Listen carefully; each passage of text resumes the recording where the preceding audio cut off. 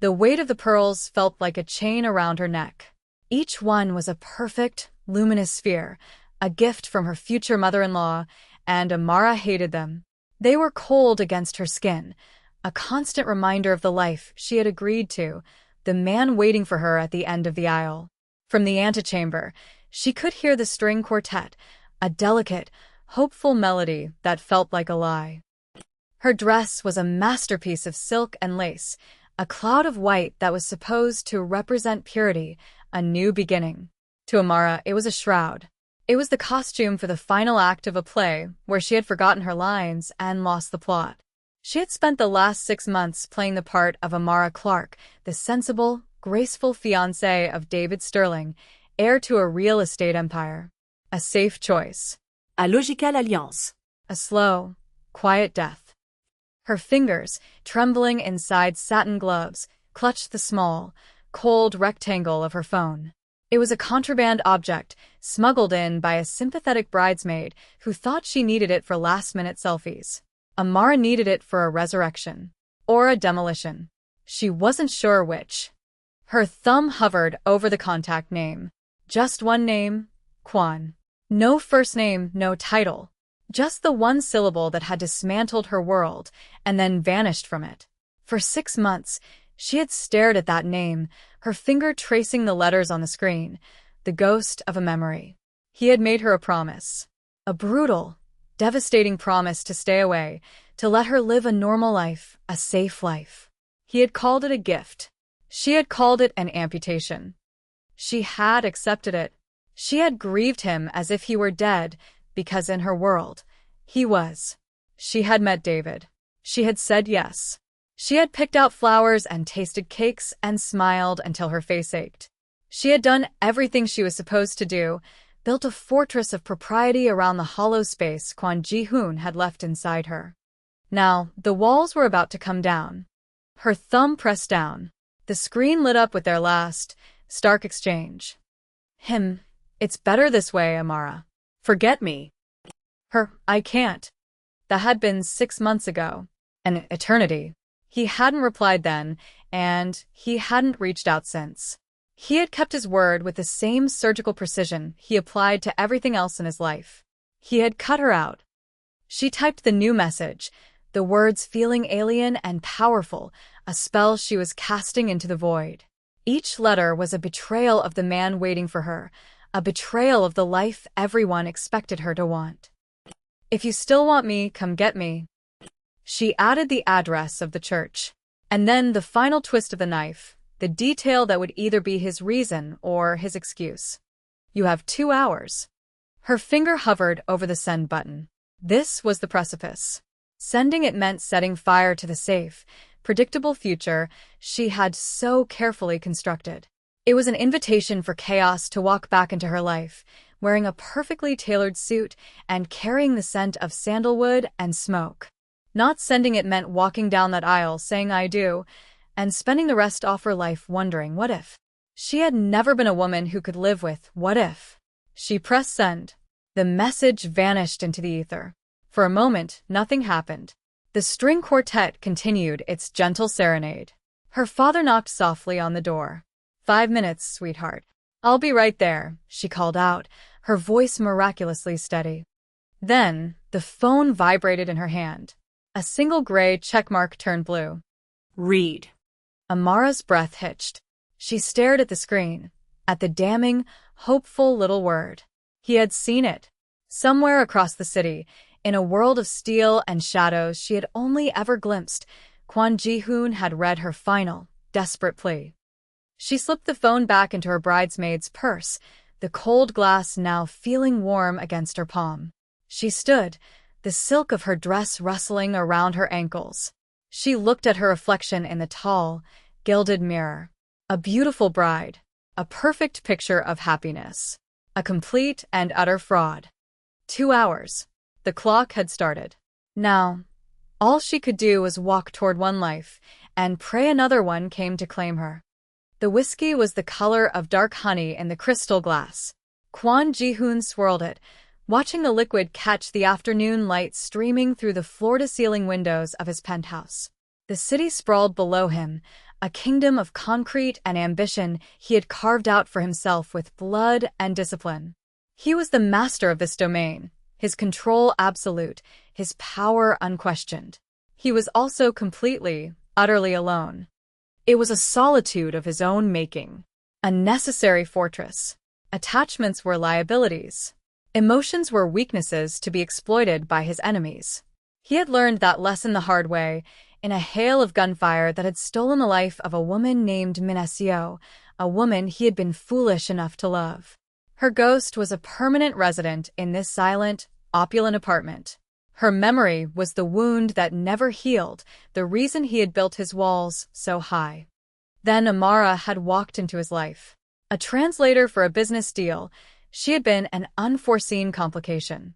She was sharp, observant, and possessed a stillness under pressure that he recognized because it mirrored his own. She saw things she wasn't supposed to see, understood the violence that simmered just beneath the surface of his polished corporate facade. She should have been afraid. She wasn't. And that had terrified him more than any rival. So he had pushed her away. He had severed the connection with the same brutal efficiency he used to eliminate a threat, telling himself it was for her own good. He was poison, a walking catastrophe, and she was a life that deserved to be untouched by his world. He had watched from a distance as she moved on, as she met David Sterling, as the engagement was announced. Each news clipping felt like a turn of the knife, a confirmation that he had done the right thing, the honorable thing. And it was destroying him. His phone vibrated on the marble countertop, a sharp, intrusive sound in the quiet room. He ignored it. It would be his lieutenant, Jay, with a report on the port situation. It could wait. It vibrated again. Persistent. With a sigh of irritation, he set down his glass and picked up the device. The screen was lit with a name that made the air leave his lungs. Amara. His thumb unlocked the phone before his mind could process the implications. And then he saw the words. If you still want me, come get me. The address. The 2-hour deadline. The glass he'd been holding slipped from his other hand, shattering on the polished floor. He didn't flinch. He didn't even look down. His entire universe had just contracted to the glowing screen in his hand. It was a trap. It had to be. Sterling's family was powerful, old money with deep political connections. They would know who he was. This could be an ambush, a public execution designed to dismantle his empire. But the words, if you still want me, it wasn't a demand. It was a question. It was a plea wrapped in a challenge. It was Amara. Her voice, her courage, her impossible, stubborn heart. He remembered the last time he had seen her. The sterile quiet of a coffee shop he had chosen for its lack of ambience, its perfect neutrality. He had laid out the reasons they could not be together, a logical, cold dissection of their impossible reality. He had watched the light in her eyes flicker and dim, but she had not cried. She had simply nodded, her dignity a shield he could not penetrate. I understand, she had said, her voice perfectly even. Be safe, Ji-hoon. She had never called him by his first name before. In that moment, it had felt more intimate than any touch, and more painful than any wound. Now this reckless, insane gamble. Boss. Jay stood in the doorway, his expression carefully neutral, but his eyes were fixed on the broken glass at Ji-hoon's feet. Ji-hoon didn't look at him. He was still staring at the phone, at her words. He could feel the ghost of Minasio whispering in his ear, reminding him of the cost of love in his world. You failed me. You will fail her, too. The brokenness inside him, the hollowed-out space that he filled with power and control, ached. He had let Amara go because he was afraid of failing her.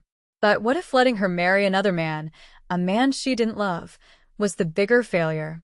What if safety was just a prettier cage? He thought of her face, the way a small smile would touch her lips when she thought he wasn't looking. He thought of the scent of her hair, something like rain and clean cotton. He thought of the intelligence in her eyes, a fire that no one, especially not a man like David Sterling, would ever truly appreciate. If you still want me. It wasn't about want. It had never been about want. It was about necessity. She was the one person who saw the man behind the monster and wasn't afraid. She was the only thing that had felt real in a life built on illusions of power. He looked at Jay, his decision hardening into something cold and absolute. The hesitation, the fear, it all burned away, leaving only a core of lethal certainty. He had made a mistake 6 months ago, a mistake born of grief and fear. He would not make it again. "Get the cars," Ji-hoon said, his voice quiet, devoid of all emotion. "And the men." Jay's eyes widened fractionally. "Sir? The Sterling wedding? It's a hornet's nest. Their security is top tier." It's an invitation," Ji-hoon finished. He slid the phone into the pocket of his Tom Ford suit jacket, the movement smooth and deliberate. He walked past the broken glass without a glance, his stride purposeful. He was no longer a man paralyzed by his past. He was a predator who had been given a target. "We're going to a wedding." The aisle felt a mile long. Amara's arm was looped through her father's, his grip tight and reassuring. He was beaming, proud of the match she had made, proud of the secure future she had chosen. She felt a pang of guilt, a sharp, stabbing regret for what she was about to do to him, to her family. But the regret was a distant echo compared to the roaring silence in her own heart. She kept her eyes fixed on the altar, on the profusion of white lilies and roses that filled the air with a cloyingly sweet scent. She could see David waiting, handsome in his tuxedo, a confident smile on his face. He was a good man in his own way. He was stable, kind enough, and he would give her a life of comfort and predictability. He would never understand the part of her that craved the storm. With every step, her hope dwindled. The church was filled with the city's elite, a sea of polite smiles and expensive jewelry. There were no shadows here, no place for a man like Kwon Ji-hoon to hide. The heavy oak doors at the back of the sanctuary were closed. He wasn't coming. The message had been a moment of madness, a final flare sent up from a sinking ship. He had read it and done the sensible thing. The thing he had promised to do. He had forgotten her. The disappointment was a physical thing, a cold weight settling in her chest. She had been a fool. She had mistaken a dangerous obsession for something more, and now she was going to pay the price by living a life that was half alive. Her father placed her hand in David's. David's skin was smooth and warm, his grip gentle. He smiled at her, his eyes full of adoration. "You look beautiful," he whispered.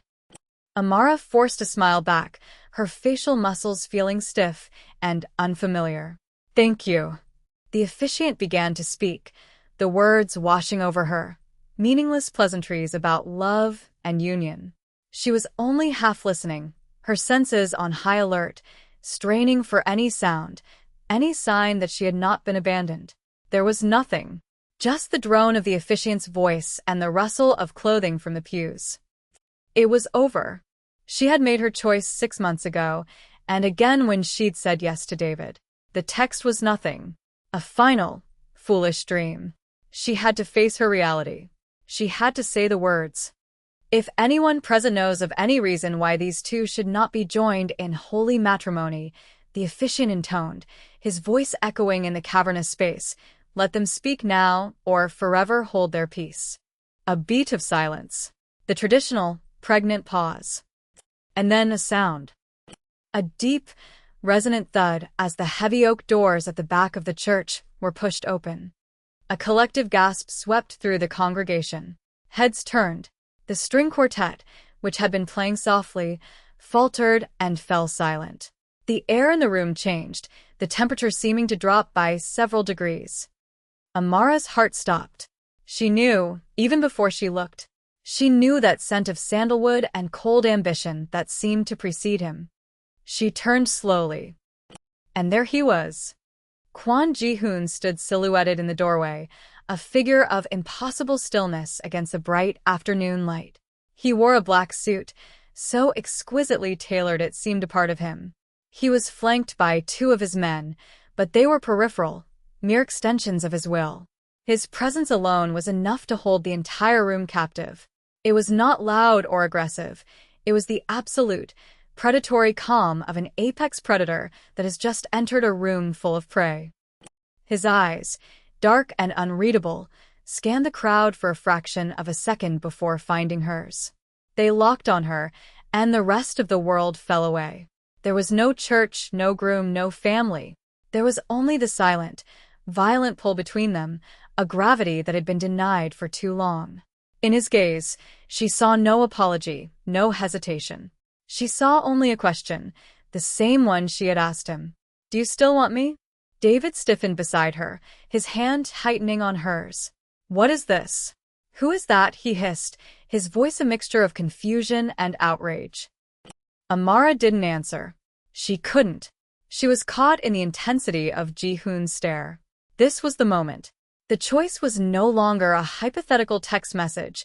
It was a man standing 10 yards away, a man who had broken his own rules to come for her. The silence stretched, thick and heavy. Guests were whispering, a nervous murmur rippling through the pews. David's father, a formidable man with a granite jaw, was already signaling to his security guards stationed discreetly along the walls.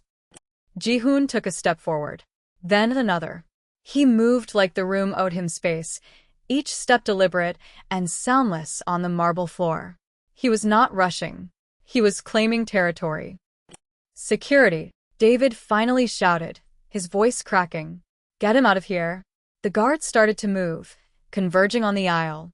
But Ji-hoon's men stepped forward, blocking their path. There was no visible display of weapons, just a shift in posture, a subtle squaring of shoulders that promised swift, brutal consequences. The professional security guards, trained to handle drunk wedding crashers, hesitated. They recognized that they were out of their league. This was something else entirely. Ji-hoon never took his eyes off Amara. He continued his slow, inexorable walk down the aisle, a specter of her other life coming to reclaim her. David, panicked and humiliated, turned to her, his face flushed with anger. "Amara, who is he? Tell me what's going on." This was her moment of agency. She could shrink behind David, let this play out as a fight between two powerful men over a prize. Or she could own her choice. She had summoned him. She had to meet him halfway. She gently pulled her hand from David's grasp. "I can't marry you, David," she said, her voice quiet but firm, carrying in the unnatural hush of the church. A wounded, incredulous look crossed his face. "What? "You can't because of him?" He gestured wildly toward the approaching figure. "He's a criminal, Amara. A gangster. My father told me about him." "I told you to stay away from that world." So, they knew. They had investigated him. They had tried to protect their investment. She looked at David, at his handsome, bewildered face, and for the first time, she saw him clearly. He wasn't a bad man. He was just the wrong man. He wanted the woman in the white dress, the polished, presentable wife. He would never want the woman who would text a Mafia boss on her wedding day. "I'm sorry," she said. And she was. Sorry for the hurt, sorry for the public humiliation. But she was not sorry for the choice. She took a step away from the altar, lifting the heavy silk of her dress with one hand. She was no longer a bride. She was a woman walking toward her destiny, whatever it might be. Ji-hoon stopped a few feet from her. The space between them crackled with everything left unsaid for 6 long months. She could see the faint, silvery line of a scar near his temple, a detail she had once traced with her fingertip in the quiet of his apartment. His face was a mask of cold control, but his eyes were burning. "You came," she whispered, the words for him alone. "You called," he replied, his voice a low rumble that vibrated through her. It was then that David, pushed past the point of reason, lunged for her. He grabbed her arm, his fingers digging into her skin. "You're not going anywhere. You are making a fool of me." Before Ji-hoon could react, Amara did. Her survival instincts, honed by her time in his world, took over. She didn't struggle. She didn't pull away. She leaned in close to David, her face inches from his, and did something she never thought herself capable of. She used the knowledge she had of him, the intimate secrets of a fiancé, as a weapon. "Let go of me, David. she said, her voice a deadly calm whisper. Or, I will tell your father about the Cayman account. The one you opened last month. The one you've been using to siphon money from the Phoenix Project. The color drained from his face. His grip went slack. The public humiliation was one thing. The threat of his father's wrath was another. He stared at her, not with love or anger, but with the dawning horror of a man who realizes he has completely misjudged the woman he was about to marry. He had seen a prize. He had never seen the steel beneath. In that instant of shocked silence, Ji-hoon closed the final gap between them. He didn't touch David. He simply placed his hand on the small of Amara's back, a gesture of quiet, absolute possession. The warmth of his palm seeped through the thin silk of her dress, a jolt of electricity that grounded her. He looked down at her, his expression softening for a fraction of a second. "It's time to go," he said. She nodded, a wave of relief, so profound it almost buckled her knees. She had set the world on fire, and he had walked through the flames to get to her. He turned, his arm protectively around her, and began to lead her back down the aisle, away from the altar, away from the life she was supposed to live. The guests stared, mouths agape, a tableau of shock and scandal. David's father was shouting now, his face purple with rage, but Ji-hoon's men formed a silent, immovable barrier. As they walked, Amara's white train trailed behind them on the marble floor, a stark symbol of the life she was leaving in her wake. She felt 100 pairs of eyes on her, judging her, condemning her. But the only thing that mattered was the steady presence of the man beside her, the solid feel of his body against hers. They reached the doors and stepped out into the blinding sunlight. A fleet of black SUVs was parked at the curb, engines humming. One of his men opened the rear door of the lead vehicle. Ji-hoon helped her inside, his touch gentle on her elbow as she navigated the voluminous dress. He slid in beside her, and the heavy door slammed shut, encasing them in a cocoon of tinted glass and cool leather. The world outside, the shouts, the pointing fingers, the furious face of David Sterling, was instantly muted, reduced to a silent film. The SUV pulled away from the curb with a smooth, powerful surge of acceleration. Inside, the silence was deafening. Amara sat amidst the ruins of her wedding day, a bride with no groom, in a getaway car. She looked down at her hands, still clad in their pristine white gloves. She slowly began to pull one off, finger by finger. "You're bleeding," Ji-hoon said, his voice quiet. She looked up. He wasn't looking at her face. He was looking at her arm, where David had grabbed her. For faint red marks were already blooming on her skin, the beginning of bruises. Without a word, he reached out and took her hand. His fingers were warm and strong around hers. He gently, almost reverently, lifted her arm and brushed his thumb over the marks, his touch so light it was barely there. It was not a gesture of passion. It was something more profound. It was an acknowledgement of the price, a silent promise of protection. She watched his face, the hard lines of his jaw, the unyielding set of his mouth. He was a dangerous man. He was chaos and violence and everything she should have run from. Her life would never be safe with him. It would never be simple or easy. But it would be real. "Where are we going?" she asked, her voice barely a whisper. Kwon Ji-hoon finally lifted his gaze from her arm to meet hers. The cold mask was gone, and for the first time in 6 months, she saw the man beneath, the broken, guarded man who had just risked everything to answer her call. "Home," he said. And as the city streaked by, a blur of forgotten possibilities, Amara leaned her head against the cool glass of the window and knew, with absolute certainty, that she already was. The white dress was a lie, but the man holding her hand was the only truth she had ever needed.